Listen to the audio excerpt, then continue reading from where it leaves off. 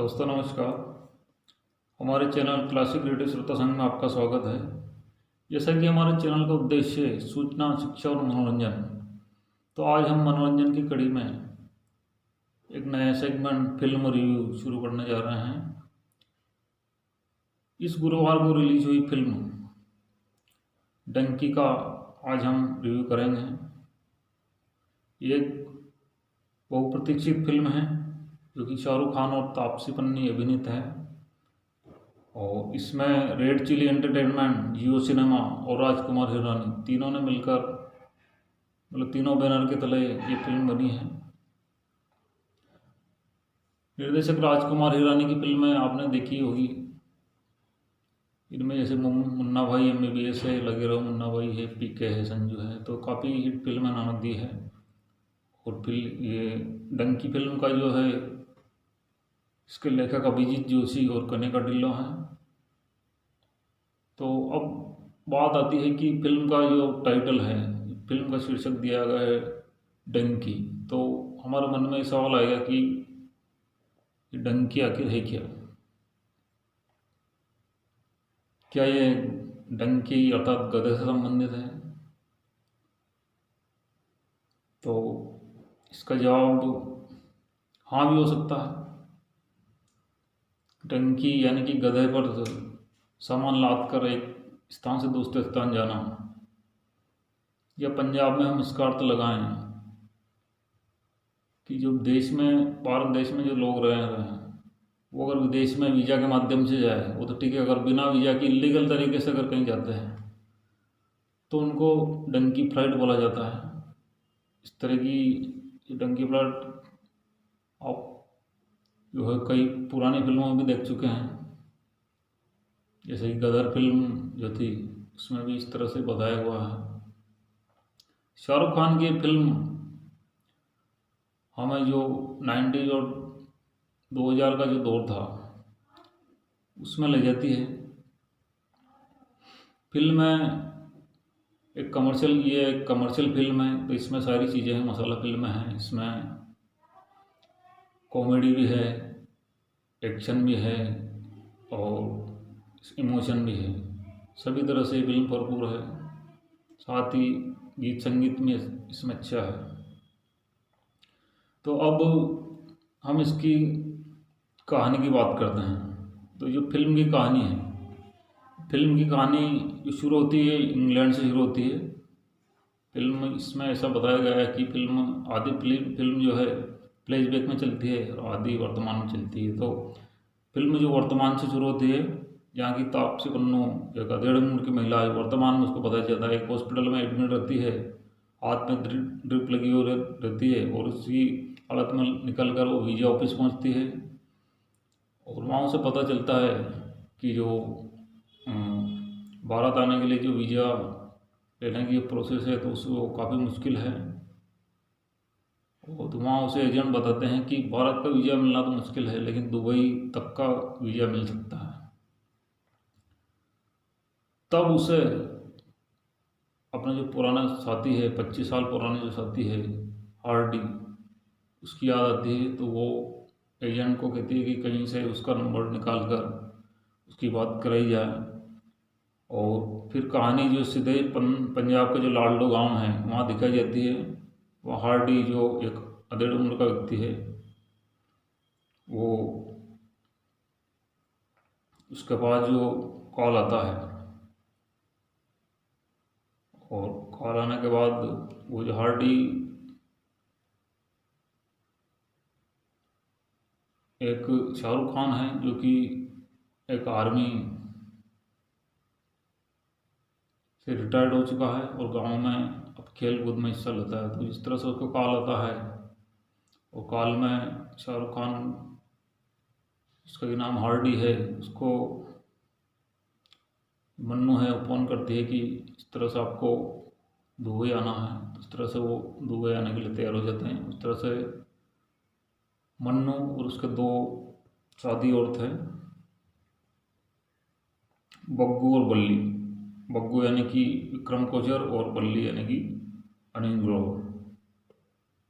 तो तीनों प्लेन में बैठ जाते हैं और वहाँ से जो कहानी है जो बग्गू जो रहता है उसके नरेशन में एक कहानी फ्लैशबैक में चली जाती है। और फ्लैशबैक में सन 1995 में जो लालडू गांव में है, 25 साल जो पहले की जो कहानी है वो फ्लैशबैक में दिखाई जाती है। उसमें कहानी में 3 किरदार हैं। मन्नू, जिसका कि घर गिरवी रखा हुआ है और वो स्वयं भी जो ढाबे पर रोटियां बनाने का काम करती है। और बग्गू खुद बेरोजगार है। उसकी माँ भी जो गार्ड की नौकरी करती है, वो एक कपड़े की दुकान में कार्य करता है। और बल्ली, उसकी माँ सिलाई करती है और वो खुद हेयर कटिंग की दुकान पे काम करता है। तीनों चाहते हैं कि किस तरह से इस काम से छुटकारा मिले, अपने इंग्लैंड जाके पैसे कमाएं। तो इसी कोशिश में वो वीज़ा ऑफिस पहुंचते हैं और वहाँ किस तरह से वीज़ा की बात करते हैं। लेकिन वहाँ भी उनके साथ जो है इस तरह का फ्रॉड हो जाता है। एक एजेंट बताता है मन्नू को कि अगर आप रेसलिंग सीख लो किसी कोच से तो आपको जो है रेसलिंग के हिसाब से, प्लेयर के हिसाब से वीज़ा मिल जाएगा। तो फिर जो मन्नू जो है वो रेसलिंग के लिए किसी कोच की तलाश करती है। तभी फिल्म में जो है कि RD यानी कि शाहरुख खान की एंट्री होती है, जो कि एक फौजी है और वो अपने दोस्त महेंद्र को ढूंढने के लिए उनके गांव लाडलो में पहुंचता है, डाबू पहुंचता है, जहां उसको पता चलता है कि जो मन्नू है वो उसका जो दोस्त था उसी की बहन है। तब RD बताता है कि एक एग्ज़ाम होता है IELTS, जो कि इंग्लिश भाषा का एग्ज़ाम होता है, उसको पास करने के बाद स्टूडेंट वीज़ा अपने को मिल जाता है। तो स्टूडेंट वीज़ा पर अपन वहाँ पहुँच सकते हैं। तो उसके लिए वो एक इंग्लिश की कोचिंग क्लास पहुँचते हैं, जहाँ की जो बोमन ईरानी हैं, गीतू सर, वो इंग्लिश की क्लास लेते हैं। वहाँ पे एक और शख्स की एंट्री होती है, सुखी यानी कि विकी कौशल। तो वो भी वो विदेश जाने के लिए वो अपने जो अंग्रेजी कोचिंग क्लास है उसकी तैयारी करता है। तो वहाँ पता चलता है कि उसकी जो प्रेमिका है वो किसी के साथ शादी करके वो भी लंदन बस गई। तो वो उससे मिलने के लिए वहाँ जाता है। जब कोचिंग के बाद ये सब एग्ज़ाम देते हैं और एग्ज़ाम का रिजल्ट आता है, तो रिजल्ट में बस बल्ली वो जो रहता है, एक दोस्त पास होता है इनका, बल्ली, बाकी जो सारे दोस्त फेल हो जाते हैं। तो जो बल्ली है वो वीज़ा लगे लंदन पहुंच जाता है। और वहाँ पहुंचने के बाद जब सारे लोग फेल हो जाते हैं, तो किसी तरह से फिर जो इनका जो इंग्लिश टीचर था वो बताता है कि मैं आपको लंदन पहुंचा सकता हूँ, लेकिन डंकी फ्लाइट से। मतलब फिल्म का नाम यहाँ से अपन सार्थक होता है कि क्या है डंकी फ्लाइट। तो वो तरह से बताता है कि मतलब भारत से पाकिस्तान, अफगानिस्तान और इधर ईरान, इराक होते हुए किस तरह से लंदन एजेंट के माध्यम से लंदन पहुंचाया जाए, इस तरह की प्लानिंग चल रही होती है। तभी जो है सुक्की के लिए वहाँ से लंदन से कॉल आता है कि उसकी प्रेमिका है, उसने सुसाइड कर लिया है। ये सुन के जो सुक्की रहता है विक्की कौशल, वो भी आग जला के और सुसाइड कर लेता है। तो उसके बाद जो सफ़र है, हार्डी, मन्नी और बग्गू तीनों, और उसके 3 साथी और रहते हैं, मतलब 6 जने मिलकर ये डंकी फ्लाइट अर्थात इलीगल तरीके से अपना सफ़र तय करते हैं। तो पाकिस्तान, अफगानिस्तान होते हुए चलते हैं। तो रास्ते में इनके जो 3 अन्य साथी रहते हैं, इसमें एक लड़की भी रहती है और 2 लड़के रहते हैं। तो वो किस तरह से मारे जाते हैं और लास्ट में लंदन में ये तीनों वहाँ पहुँचते हैं, RD, मन्नू और बल्ली। और वहाँ पहुँचने पर पता चलता है कि वहाँ इनका जो दोस्त था जो पहले से गया हुआ था, उसकी हालत भी ख़राब है, उसको कोई नौकरी वगैरह नहीं है, भीख मांग के वो गुजारा करता है। ये देख के जो हार्डी रहता है वो सभी को सलाह देता है कि वापस अपने देश हिंदुस्तान चला जाए। तो बाकी मन्नू और उसके दोनों जो साथी रहते हैं वो तैयार नहीं होते हैं। तो जो हार्डी रहता है वो कहता है कि तुम यहीं रहना हो तो यहीं रहो, मैं तो जा। तो वो अपने देश वापस चला आता है और मन्नू और उसके जो साथी हैं वो लंदन में किसी तरह से काम काज करके वहीं अपना गुजारा करते हैं।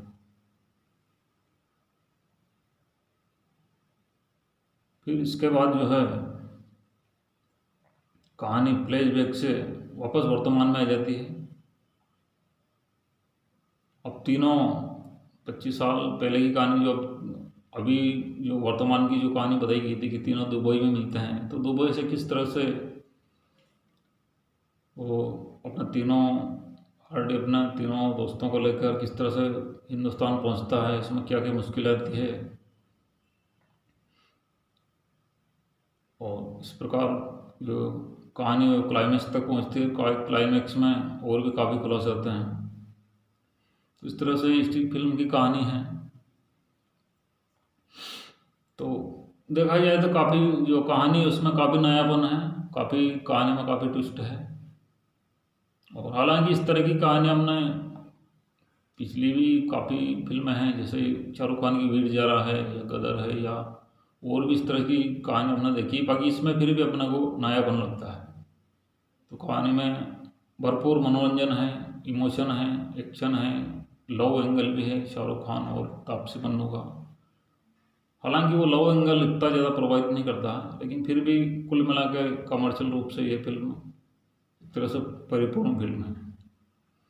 अब हम बात करते हैं फिल्म के गीत संगीत की। तो इस फिल्म का जो संगीत है वो टी सीरीज ने जारी किया है। इसमें कुल मिला के 8 गाना हैं। पहला गाना है मैं तो लुट पुट गया, जो कि अरिजीत सिंह ने गाया है, और इसके जो बोल है वो स्वानंद किरकिरे ने लिखे हैं और संगीत प्रीतम ने दिया है। ये गाना भी फिल्म समाप्त होने के बाद भी अपना को याद रहता है। इसके बाद दूसरा गाना आता है निकले थे कभी हम घर से, क्योंकि सोनू निगम की आवाज़ में है। काफ़ी सालों के बाद सोनू निगम की आवाज़ हमें सुनने की मिली है, और इस गीत को जावेद अख्तर ने लिखा है और इस गीत का संगीत भी प्रीतम का है। हालांकि ये गाना इतना असर नहीं छोड़ता है कि भी एक मोटिवेशनल सॉन्ग की तरह है। और इसके बाद एक गाना है ओ माही, जो कि वापस अरिजीत सिंह की आवाज़ में है, और इस गीत के जो बोल है वो इरशाद कामिल के, इसमें संगीत प्रीतम का है।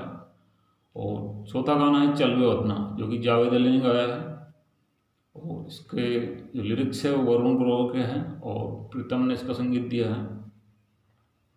पांचवा गाना है बंदा करके गाना है। तो वो एक पंजाबी बांग्ला सॉन्ग टाइप है, जिसे कि दिलजीत दोसांझ ने गाया, जो कि पंजाबी गायक है। उसके काफ़ी पंजाबी गाने हिट हैं। इसके लिरिक्स जो है वो कुमार ने लिखे हैं और इसका संगीत प्रीतम का है। छठा गाना जो है मैं तेरा रास्ता देखूंगा, इसमें 3-4 सिंगर हैं, विशाल हैं, श्रेया घोषाल हैं और शादाब फरीदी और अल्तमश फरीदी। ये अल्तमश फरीदी वही जो पहले दूरदर्शन पे एक शो में वो कंटेस्टेंट के रूप में आते थे, जो रविंद्र जैन वाला एक शो आता था। तो आजकल वो भी गायक बन गए हैं। तो वो एक सूफी टाइप सॉन्ग है, सूफी गाना कह सकते हैं। तो ये गाना भी मतलब अपने को फिल्म के बाद भी अपने को याद रहता है। और इसी का एक फिल्म वर्जन भी है, मैं तेरा रास्ता देखूंगा के 2 वर्जन है गाने के। और इसके बाद एक लास्ट में गाना है जो कि पारंपरिक गीत है वाहे गुरु, इस तरह से कोई पंजाबी लोगों में जो इस तरह से होता है। तो उसमें जो है अजय बिजली की आवाज़ है इसमें, और वो शेखर राव जी यानी का इसमें संगीत है।